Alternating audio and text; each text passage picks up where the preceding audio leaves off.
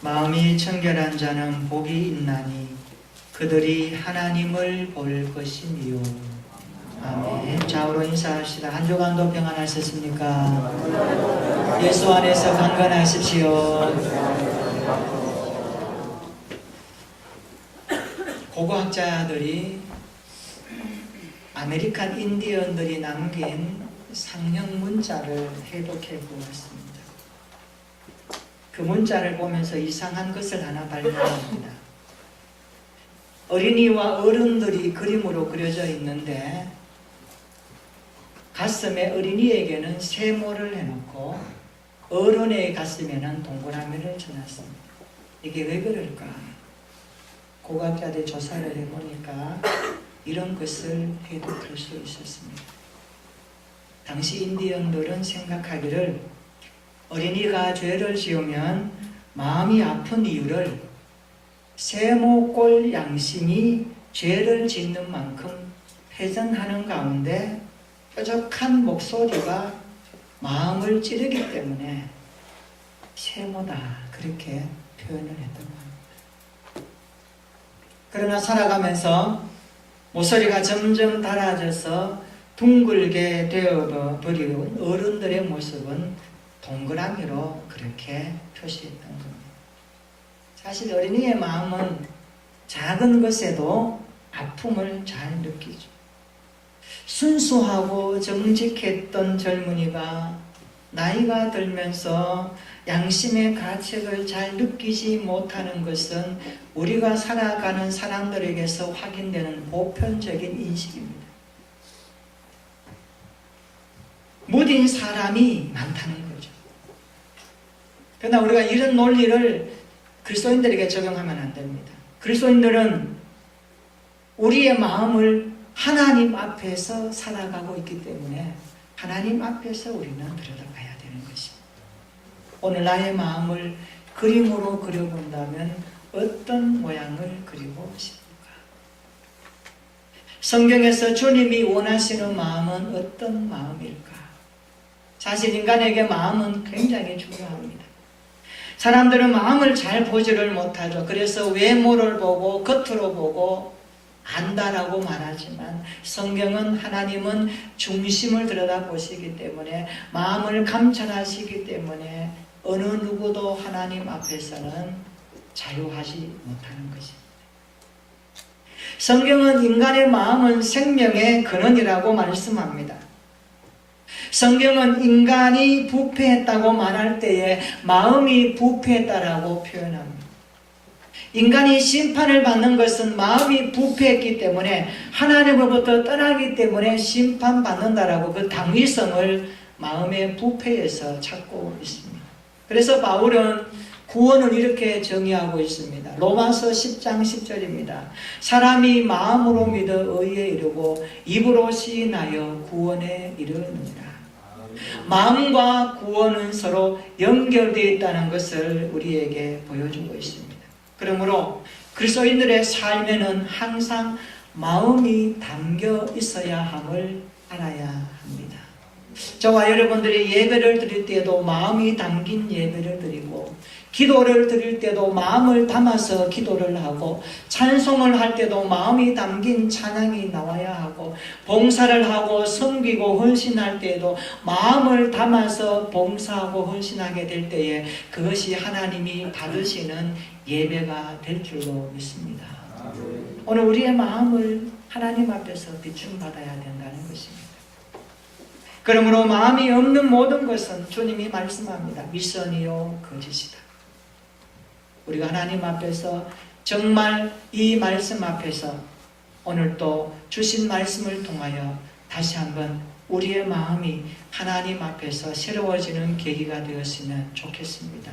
따라서 합시다. 마음이 청결한 자는 복이 있나니 그들이 하나님을 볼 것이며.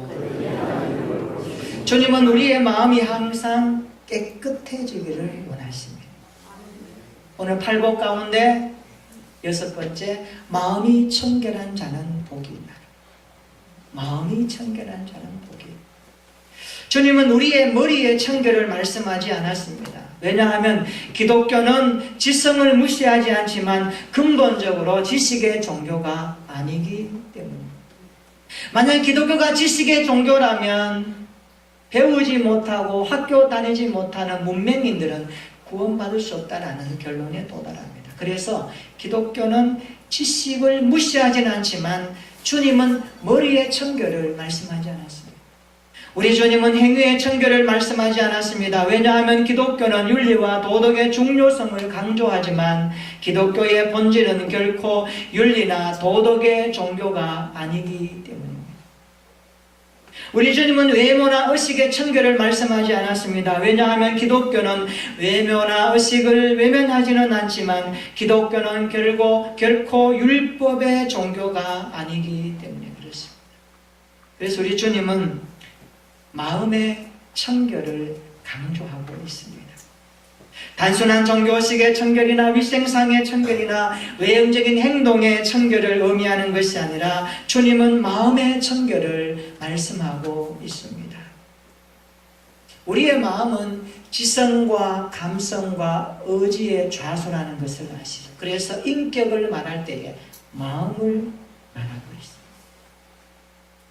마음이 청결한 자는 복이 있나니 그들이 하나님을 볼 것이라 주님이 말씀하십니다. 그러면 마음이 청결하다는 것은 무슨 뜻일까요? 성경에서 마음은 항상 인간의 내면을 향하고 있습니다. 마음을 걸을 때에 우리의 내면을 지향하고 있는 표현이라는 것을 아셔야 됩니다. 잠언 23장 7절에 보면 마음이라는 말은 지성에서 나오는 의지와 감정을 말씀하고 있는데 잠언 4장 23절에 말씀합니다. 무릇 지킬 만한 것보다 더욱 내 마음을 지키라. 생명의 근원이 이에서 남이니라. 우리가 많이 암송하고 있는 말씀입니다. 생명의 근원은 마음입니다. 생명의 뿌리는 마음입니다. 생각과 느낌과 행동의 문제는 모두 마음에 연결되어 있다는 것을 성경이 가르쳐주고 있습니다. 에베소서 6장 6절에 보면 바울은 너희가 하나님의 뜻을 행하려면 진실된 마음으로 행하라 그렇게 가르쳐주고 있습니다. 진실된 마음으로 행하라. 모든 것은 마음에서 나온다는 말씀입니다. 그래서 마음이 있는 예배가 필요하고 마음을 담아서 드리는 기도가 필요하고 마음이 있는 찬양이 필요하며 마음이 있는 섬김이 있을 때에 하나님의 뜻이 연결되어 나타난다는 것을 성경은 말씀하고 있습니다. 오늘 예수님은 하나님을 보고 싶다면 마음이 청결해야 된다 그렇게 말씀합니다. 하나님은 마음의 변화를 찾고 계신다는 것이죠. 하나님은 깨끗한 마음을 찾고 계십니다. 이 마음이 얼마나 중요한지 다윗은 시편 51편 10절에 이런 기도를 드립니다. 하나님이여 내 속에 정한 마음을 창조해 주옵소서. 내 속에 정한 마음을 창조해 주옵소서. 그렇게 기도하고 있습니다. 이 다윗의 기도가 우리의 기도가 되기를 바랍니다. 그래서 마음이 청결한 이 말은 죄로부터 자유롭게 된다라는 뜻을 함축합니다. 죄로부터 자유롭게 된다는 뜻입니다. 다시 말하면 다른 어떤 것도 더하거나 섞이지 않는 상태, 그것을 청결하다라는 단어의 뜻입니다. 동기가 깨끗하고 내용이 깨끗하며 결과도 깨끗한 것을 청결하다라고 말씀하는 내용입니다. 순수한 동기는 순수한 행동으로 이어지고 순수한 결과를 가져오게 되기 때문에 우리가 세상을 살아보면 오늘 마음에 청결하다 이 단어를 항상 예의주시하며 살아야 할 필요가 있죠. 그러므로 여기서 주님께서 말씀하시는 것은 이렇습니다. 나는 헌신과 동기에서 아무것도 섞이지 않는 마음을 원한다.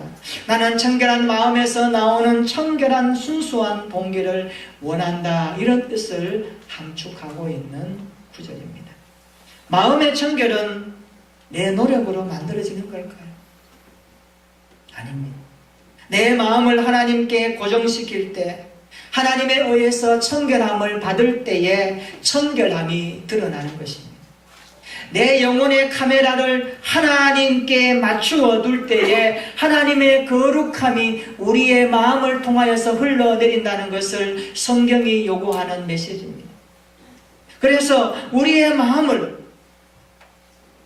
TV로 중계한다고 할 때에 부끄럽지 않을 깨끗한 마음의 소유, 이것이 바로 청결하다라는 단어의 뜻입니다. 오늘 제자들에 주신 이 말씀은 오늘 우리 그리스도인들에게 주신 말씀이며 오늘 교회와 성도들에게 주시는 귀한 말씀입니다. 팔복의 말씀은 하나님이 주신 천국의 백성들이 가져야 될 성품이면서 자세이면서 마음가짐이면서 삶의 원리입니다. 삶의 기준입니다. 이 땅을 살아가는 수많은 사람들 속에 틈바구니 속에서 살고 있을지라도 너희가 그리스도를 알고 그리스도를 배우고 그리스도를 따르는 하나님의 아들과 딸이요 제자라면 적어도 8가지 즉 하나님이 주신 팔복의 말씀을 생활의 원리와 기준으로 삼아야 된다라는 하나님의 말씀입니다. 우리가 이 말씀을 가지고 오늘 살아갈 때에 마음의 청결함이 얼마나 중요하다는 것을 깊이 인식하고 깨달아가는, 그래서 우리의 마음이 날마다 예수 그리스도의 마음으로 자라갈 수 있는 풍성한 은혜의 삶이 되기를 예수님의 이름으로 축원합니다.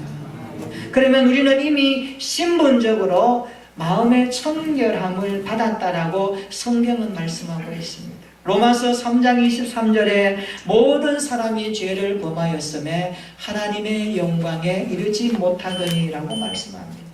이 말씀에서 보면 인간의 실존은 죄의 자리다라는 것을 알아야 됩니다. 인간의 실존, 인간의 존재하는 그 자리에 뭐가 있습니까? 죄가 있다는 거죠. 인간의 실존을 성경은 죄의 자리라고 그렇게 말씀합니다. 그런데 로마서 3장 24절에 이렇게 말합니다. 그리스도 예수 안에 있는 속량으로 말미암아 하나님의 은혜로 값없이 어렵다 하심을 얻은 자 되었느니라. 할렐루야. 모든 사람이 죄를 범하였지만, 그래서 하나님의 영광에 이를 수 없지만, 인간의 실존은 죄이지만, 죄의 자리에서 인간은 출생했지만, 그러나 그리스도 예수 안에 있는 속량으로 말미암아 하나님의 은혜로 값없이 어렵다 하심을 얻은 자 되었느니라. 바울이 말합니다. 성경은 예수님의 의가 우리에게 왔다고 말씀하고 있습니다.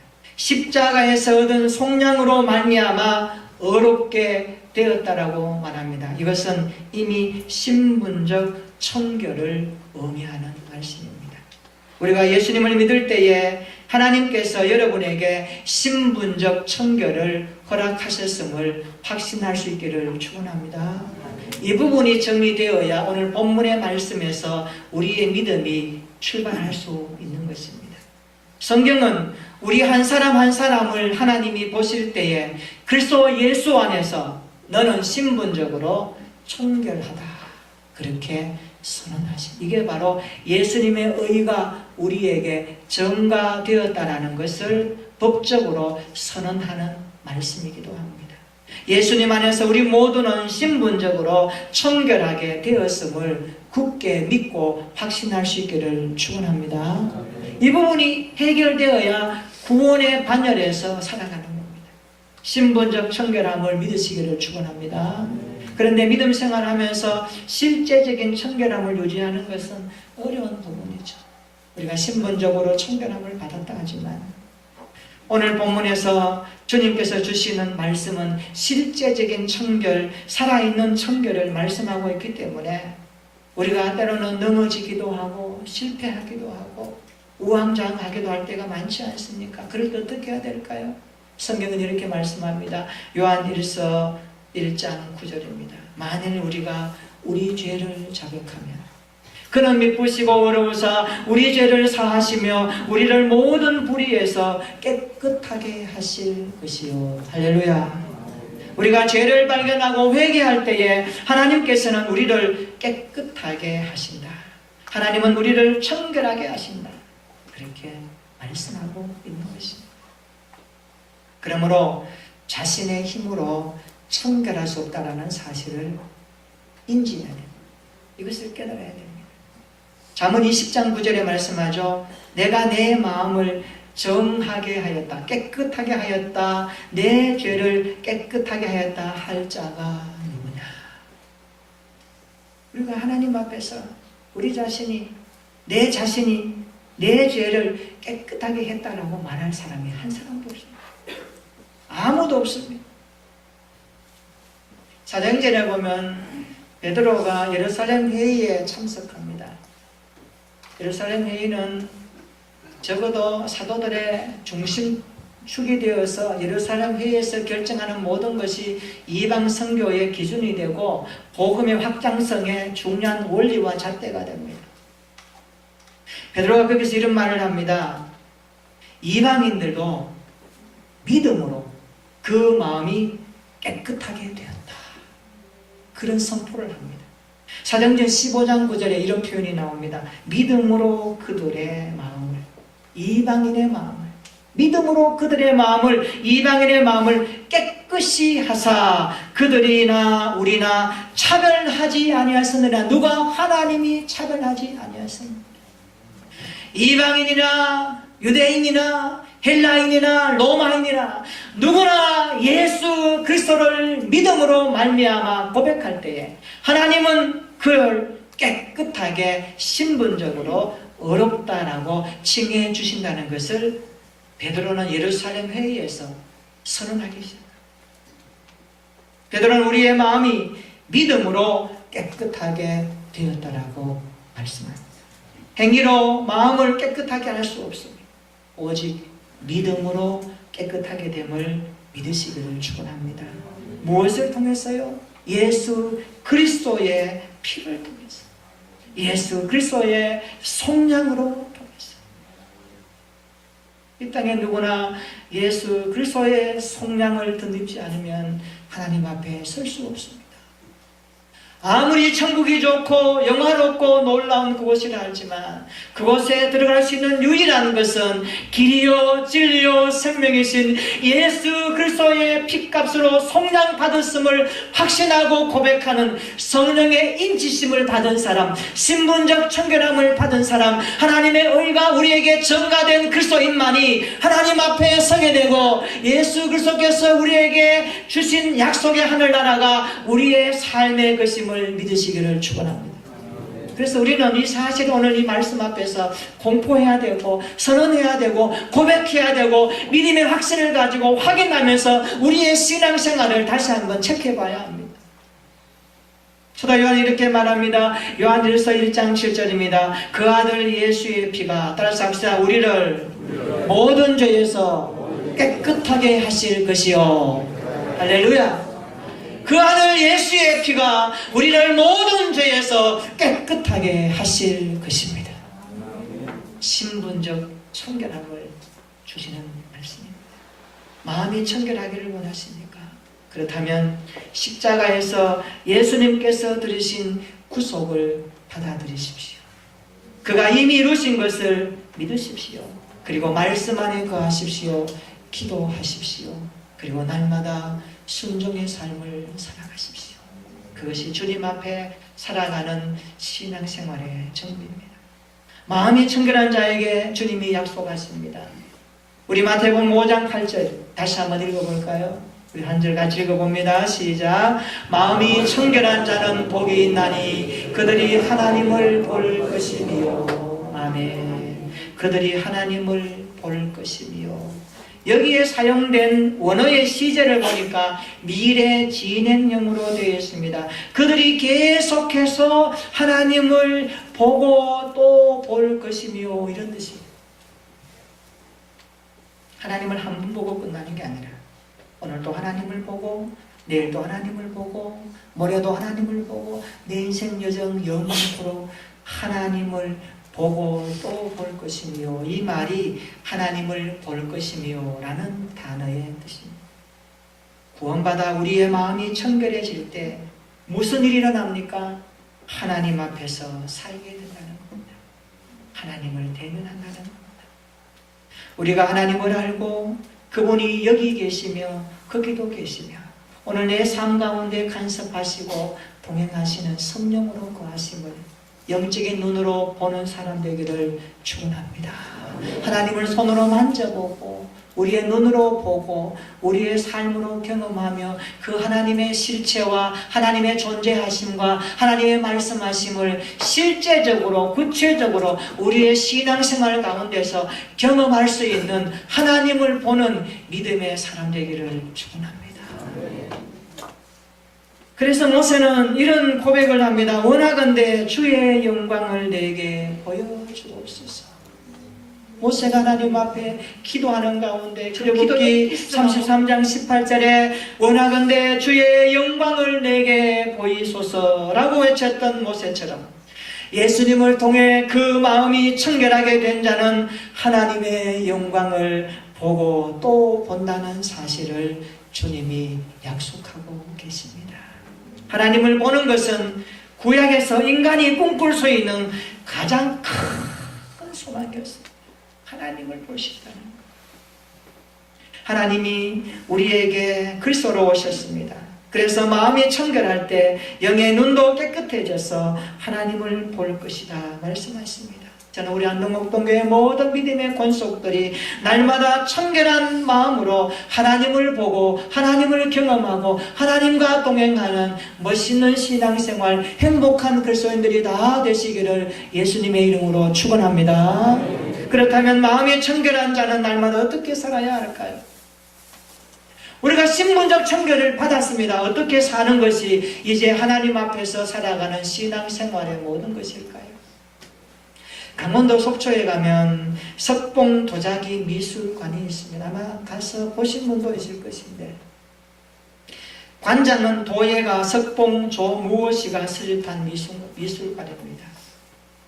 오래전에 휴가차 가족들이 그곳에 가서 관람을 하면서 색다른 것 하나를 보게 되었습니다. 그것은 도자기 벽화였습니다. 네모난 초벌구이 한 도자기 판에다가 특수 안료를 넣어서 그림을 그립니다. 그리고 그림을 그리고 가마에서 구워내는 도자기를 말합니다. 이것을 도자기 벽화라고 그럽니다. 거기 가보니까 세종대왕의 초상화도 있고 백두산 천지도 그려져 있었습니다. 장관이었습니다. 그리고 호랑이도 그려져 있었습니다. 제가 이 벽화를 보면서 궁금해서 그 관장에게 이렇게 물어보았습니다. 관장님, 이 벽화는 어떻게 만들어집니까? 색깔은 변하지 않습니까? 그렇게 질문하니까 이 벽화는 깨어지지만 않는다면 색깔은 아마 영원할지도 모릅니다. 깨뜨리지만 않는다면 이 색깔은 이 색감 그대로 유지될 수 있습니다. 그러더라고요. 그가 이것을 15년 연구 끝에 도자기 벽화를 만들어냈다고 그렇게 말했습니다. 저는 도자기 벽화를 보면서 그 당시에 문득 순간적이지만 예수님의 십자가가 투영되기 시작했습니다. 예수님의 보혈의 피로 우리의 가슴에 하나님의 자녀의 형상을 새겨주셨는데 십자가의 피로 우리의 모든 죄값이 속량함 받았다라고 하나님이 선언하시는데 우리에게 하나님의 의를 새겨 놓으셨는데 그 의가 소실되거나 흐려지거나 망가질 수 있겠는가? 성경은 말합니다. 하나님의 아들 그리스도의 핏값으로 구원받은 성도는 영원토록 하나님의 자녀의 반열에서 천국을 기업으로 받으며 영원한 영생적 삶을 약속하고 있다고 말씀합니다. 그러므로 우리는 하나님의 걸작품으로 지음받았습니다. 우리의 삶에 예수 그리스도의 구속의 피로 말미암아 하나님이 우리 마음에 새겨주신 청결함의 흔적이 오늘 또 여러분의 삶을 통하여서 투영되어지고 나타나지고 선포되어지는 하나님의 사람들이 되었으면 좋겠습니다. 예수 믿는 사람들이 가는 곳곳마다 청결함이 드러나고 삶의 이유의 목적을 모르는 사람들에게 하나님의 아들 그리스도가 새겨놓으신 의가 그들의 삶 가운데 도전이 되고 그들의 삶 가운데 복음이 되어져서 이 시대 가운데 하나님 앞에서 청결한 삶의 의인적 신분을 가지고 살아가는 저와 여러분들의 삶이 되었으면 좋겠습니다. 하나님께서 우리에게 오늘 팔복의 말씀을 들려주실 때에 우리의 마음에 깊이 새기십시오. 이 말씀을 우리의 마음에 흩어 듣지 말고 하나님은 말씀하십니다. 마음이 청결한 자가 하나님을 보고 또 본다고 말씀합니다. 마음이 청결한 자는 날마다 말씀을 마음판에 새겨야 되지 않겠습니까? 그래서 마음이 청결한 자가 힘써야 될 부분이 하나 있습니다. 그것은 하나님이 기록한 말씀을 우리의 마음판에 새기면서 살아야 한다는 것입니다. 따라서 합시다. 말씀을 마음판에 새깁시다.